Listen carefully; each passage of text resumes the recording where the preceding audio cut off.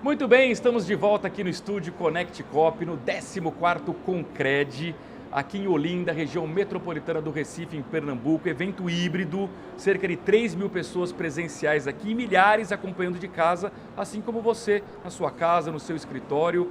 E você já sabe que todo intervalo de uma plenária, a gente traz uma entrevista exclusiva aqui no nosso estúdio. Tenho o prazer de receber neste momento Harold Spínola, ele que é chefe do Departamento de Supervisão de Cooperativas e de Instituições Não Bancárias do Banco Central. Harold, seja bem-vindo, é um prazer, bom dia, tudo bem? Muito obrigado, bom dia a todos. Harold, qual foi a sua mensagem aqui para esse público do Concred? A minha principal mensagem para o público foi diálogo e intercooperação, que são dois pontos essenciais do cooperativismo e que precisam ser cada vez mais praticados, sempre foram e precisam continuar sendo praticados. E esse evento, com quase 3.000 pessoas aqui presencialmente e mais muitas pessoas virtualmente, é uma imagem, né, uma representação de que a gente tem muito potencial para isso. Cada vez mais as pessoas têm que participar e conversar. Eu participo do Concred desde 2016, na edição do Rio de Janeiro, que coincide inclusive com a sua participação. Isso. E eu vejo um crescimento impressionante, a cada edição cresce mais. E o próprio cooperativismo financeiro vem crescendo muito no país. E eu me lembro, inclusive, do Banco Central ter feito metas ousadas para o segmento, para ganhar participação mesmo. Essas metas estão sendo cumpridas? Vocês olham com otimismo esse crescimento? Sim, nós olhamos com otimismo, o cooperativismo vem avançando nas metas, elas são factíveis. Só com um exemplo, hoje, se o cooperativismo conseguisse avançar bastante sobre em operações com a sua própria base de cooperados, as metas numéricas de participação no crédito do Sistema Financeiro Nacional já seriam cumpridas. Se você conseguisse simplesmente fazer com que os cooperados de hoje levassem toda a sua poupança ou todas as suas operações de crédito para dentro do cooperativismo. Olha que interessante. Então, sem agregar um cooperado a mais. Então, elas são totalmente factíveis. É uma questão realmente de trabalho, de convencimento dos cooperados.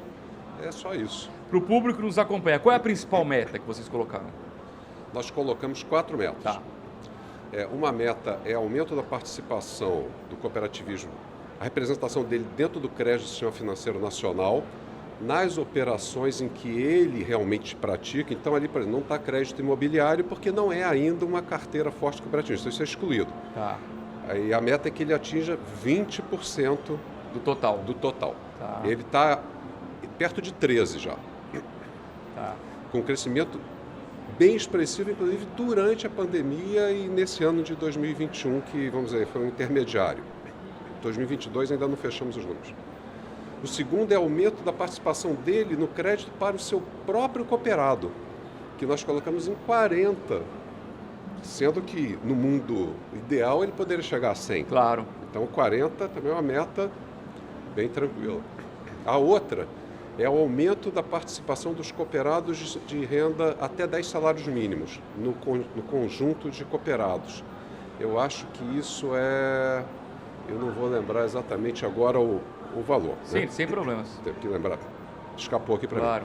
mim. E o último, aí tem uma subdivisão que é o aumento também da carteira de crédito para esses cooperados que eu acho que é 35%, se não estou enganado.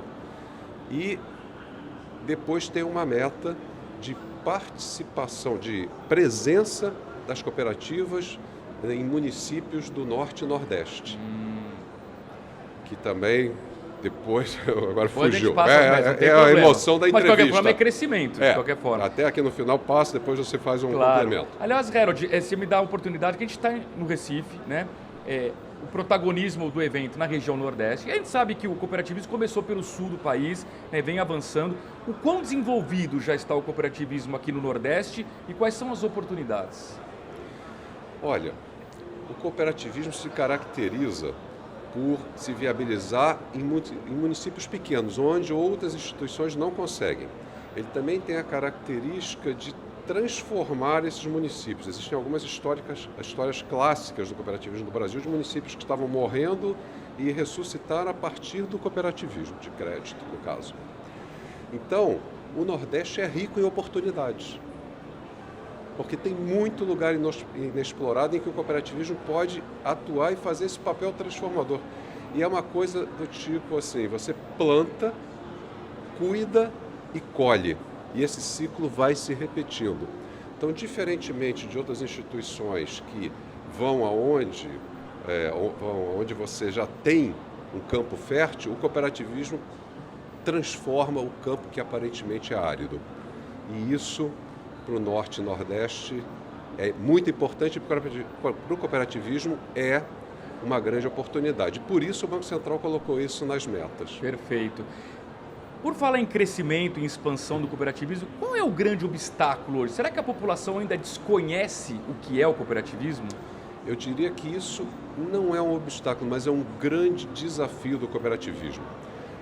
Primeiro, se as pessoas entenderem o que é, entenderem a expressão disso. Alguns números já estão começando, o próprio Banco Central tabula, ele edita o panorama do cooperativismo de crédito, que vai sair agora, a próxima edição, acho que esse mês ou no mês que vem.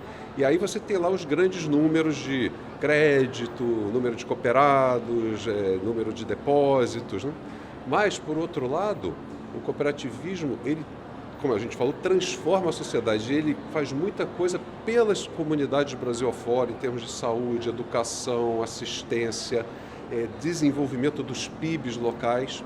E isso ainda não está tabulado, se você considerar todo o conjunto das cooperativas. Então, um determinado sistema pode ter o seu relatório, uma cooperativa solteira independente pode também ter o seu, mas ninguém sabe qual é esse número. E só as cooperativas podem fazer isso. E isso é importante nesse processo de conhecimento pela sociedade. Então, é entender o que é o cooperativismo em si, essa questão de que eu sou dono e sou cliente, e, do outro lado, mostrar para a sociedade o que ele faz de fato. Em outros países já existem balanços sociais individuais e aglutinados. E aqui a gente ainda não tem, não consegue ver o todo. Esse é um número que o Banco Central também não tem, porque isso está dentro das cooperativas. O que ele faz na sua comunidade, aquele hospital que ele ajudou, aonde vai o dinheiro do FATES, né? E outras coisas que eles fazem até com verbas próprias, não obrigatórias, porque o FATES é uma verba obrigatória, mas eles fazem com verbas próprias espontaneamente. Isso precisa ser mostrado. Perfeito. Harold, muitas vezes as pessoas, naquilo que elas não conhecem direito, não entendem, isso acaba gerando até uma desconfiança. Se a gente pegar, por exemplo, o exemplo do setor bancário, todo mundo confia nos bancos, sabe que eles são bem regulados, que o Banco Central está de olho, fiscalizando. Agora, o Banco Central também acompanha o cooperativismo. Queria que você explicasse isso para a nossa audiência e que é um setor que o Banco Central também acompanha, fiscaliza e, portanto, há uma credibilidade em torno disso. Sim. O Banco Central acompanha o segmento das cooperativas de crédito.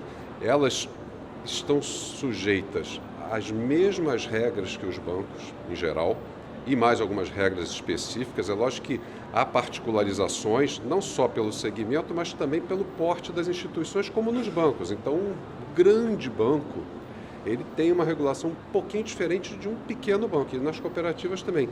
Agora, o processo de supervisão, ele está presente para todas as instituições do sistema financeiro nacional, sejam bancos, sejam cooperativas, sejam fintechs, sejam corretores, distribuidores independentes. Então, o banco faz esse trabalho de acompanhamento, faz a supervisão. Além disso, no caso do cooperativismo, existe uma figura que se chama auditoria cooperativa. Desde 2015 foi editada a norma, então toda cooperativa de crédito é obrigada a contratar a auditoria por uma empresa credenciada pelo Banco Central para fazer isso. E esses relatórios servem para a própria administração conhecer e melhorar o seu negócio, serve para as centrais, serve para as confederações e serve para a supervisão do Banco Central. E vamos dizer que num ano você tem uma cooperativa e teve um apontamento. No ano seguinte, independentemente do acompanhamento que for feito, isso vai ser novamente auditado para saber se foi resolvido, se não foi, e se não foi resolvido, será cobrado pelo Banco Central. Ou seja, a população não precisa temer a questão da credibilidade do sistema. Do sistema financeiro nacional como um todo, não. Ele está todo controlado, observado, os números são mostrados, tem muito dado público, inclusive no site do Banco Central, que mostra o que está acontecendo, os volumes. Você pode, inclusive, eu tenho dúvida se uma instituição é autorizada.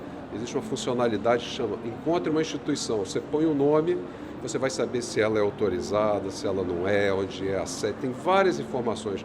Vamos dizer que você nunca tenha visto uma cooperativa. Se você entrar nessa mesma funcionalidade enquanto uma instituição, tem lá todo um descritivo. O que é uma cooperativa, quais são as principais normas, qual é a principal lei. Tem isso para qualquer instituição, inclusive para as cooperativas. Perfeito. Harold, a pandemia, apesar de todas as suas mazelas, trouxe oportunidades de aprendizado, principalmente tecnologia, né? O sistema financeiro como um todo abraçou isso, a população aprendeu a usar as tecnologias. Isso também é verdade no cooperativismo? Muito. Inclusive, esses números de crescimento mostram que o cooperativismo cresceu muito mais do que o resto do sistema financeiro nacional durante a pandemia. O crescimento percentual chega às vezes ao triplo do resto do sistema financeiro nacional.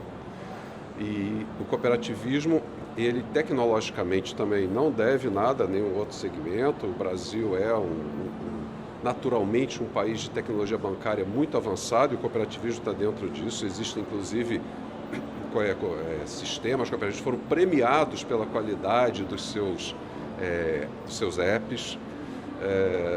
Então o cooperativismo aprendeu também porque vamos dizer que a pandemia foi um alavancador da digitalização das pessoas. Sem dúvida.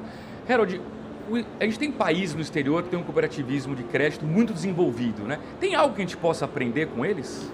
Olha, nós já aprendemos muito, né? Durante muitos anos, houve muitas missões do próprio cooperativismo, foram à Alemanha, foram ao Canadá, foram à França, e isso ao longo do tempo foi sendo internalizado. Hoje, a gente pode dizer que o cooperativismo de crédito brasileiro serve de exemplo, né, para o resto do mundo. Primeiro, a relação com o regulador, que é uma relação de construção. Basta ver que o cooperativismo está na agenda BC-REST, que é uma agenda criada na gestão do presidente Roberto Campos Neto. Então, eu tenho perdido aqui. Do exterior, o aprendizado. Sim. Pois é. Então, as pessoas que acabaram de estar no OCO, né, reportam isso. Nós hoje temos regulação, temos uma lei própria do cooperativismo de crédito, que acabou de ser reformada no Congresso Nacional, aguarda a sanção presidencial própria. Toda uma regulação prudencial de segurança do Banco Central e do Conselho Monetário Nacional, né? Essa questão da auditoria cooperativa. Então, ao longo desses anos, o cooperativismo de crédito brasileiro se tornou uma referência. É lógico que sempre trocar experiências é válido. Então, a gente vai continuar observando o que está acontecendo em outros países e tal, mas hoje há muito o que aprender com o cooperativismo de crédito brasileiro. Perfeito. Tem um ponto que me chama muito a atenção, que eu acho que é um diferencial do cooperativismo financeiro, que é um papel de educação financeira. Não é só dar um crédito ou mesmo captar um investimento, oferecendo uma taxa melhor, seja no crédito, seja no investimento. É tratar o associado, o cooperado, muito mais do que um cliente, como sócio do negócio, e dar educação financeira. Você enxerga da mesma forma? Sem dúvida. E eu diria assim, se você me permite fazer uma coisa, não claro. É tratar como o dono. Ele é o dono. Exato. Ele é o dono. Perfeito. E aí, o cooperativismo faz sim essa educação, né? As assembleias anuais, ordinárias, extraordinárias, em que tudo é exposto ao cooperado, as decisões têm que ser tomadas, aprovadas em assembleia, os dirigentes são eleitos pela assembleia e o Banco Central tem a iniciativa da educação financeira, né, da cidadania financeira, e o cooperativismo, ao longo desses anos, sempre foi um dos grandes parceiros do próprio Banco Central nos eventos, na Semana Nacional de Educação Financeira. Então, isso é do DNA dele, né, a conscientização. Existem inúmeras iniciativas de educação, de incentivo ao desenvolvimento. Então, muitas vezes, acoplada a uma operação de crédito, de uma linha específica de crédito, você também tem um curso de capacitação, existem convênios deles com o SEBRAE, existe todo o suporte da OCB, da Confebras, que tem toda uma trilha de treinamento, de eventos, como esse evento aqui. Isso daqui não deixa de ser uma grande oportunidade. É lógico que os cooperados estão aqui, na verdade, também, porque cada dirigente, cada colaborador de cooperativa é um cooperado também. Sem dúvida. Harold, para a gente concluir a entrevista, Todo mundo que nos visita aqui no estúdio Connect Cop é convidado a preencher a nossa nuvem de palavras com 3 palavras que definem o que é o cooperativismo financeiro. Queria saber quais são as suas 3 palavras e o porquê de cada uma delas. Ok, vou olhar aqui a minha colinha, né, porque eu falei para a gente não esquecer. Primeiro é cooperação, porque o cooperativismo nasceu por isso, pela necessidade de se somar esforços em torno de um objetivo comum. O segundo é diálogo, porque assim que ele vai continuar crescendo e continuar existindo, pelo diálogo. Ele nasceu pelo diálogo e o diálogo tem que estar presente, sempre presente, seja inclusive no mundo digital, porque hoje você já tem muitos cooperados que são digitais. Tem cooperativas que tem um cooperado numa cidade que ela não está presente, mas ela tem que estar se fazer presente, esse diálogo tem que ocorrer em qualquer dimensão. E tem que ser franco, aberto, transparente. E o último é inclusão, porque é o papel essencial do cooperativismo, é a sua raiz. Então foram essas 3 palavras. Muito bem. Harold Spínola, chefe do Departamento de Supervisão de Cooperativas e de Instituições Não Bancárias do Banco Central. Harold, foi um prazer recebê-lo aqui no nosso estúdio. Muito obrigado e espero revê-lo daqui 2 anos no 15º Concred. Com certeza. Agradeço muito a oportunidade, um abraço a todos. E muito obrigado a você pelo carinho da sua audiência. Daqui a pouquinho a gente volta com uma nova entrevista aqui direto do estúdio Connect Cop, no 14º Concred, em Recife, no Pernambuco. Até já!